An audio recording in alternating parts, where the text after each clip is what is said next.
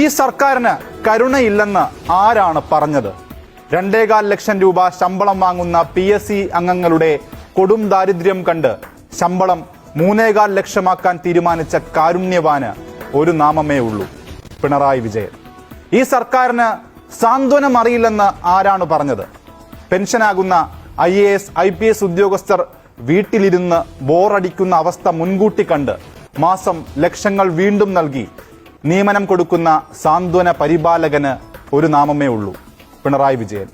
ഈ സർക്കാരിന് ബുദ്ധിയില്ലെന്ന് ആരാണ് പറഞ്ഞത്?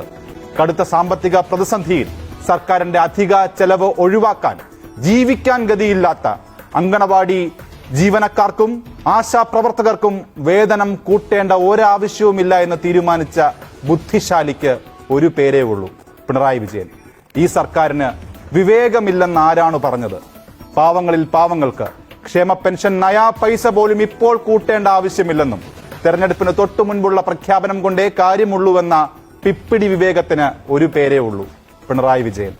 വരുമാനമിടിഞ്ഞ് ഖജനാവൊഴിഞ്ഞ് അടിസ്ഥാന വർഗം ജീവിക്കാനായി നെട്ടോട്ടമോടിയാലും ഈ മലയാള നാട്ടിൽ ഒരു ഭരണവിലാസം പ്രമാണിയും പട്ടിണി കിടക്കില്ല സാർ. ഈ കപ്പൽ മുങ്ങില്ല സാർ. കപ്പലിന് ഒരു കപ്പിത്താനുണ്ട്, ക്യാപ്റ്റൻ ഉണ്ട് സാർ.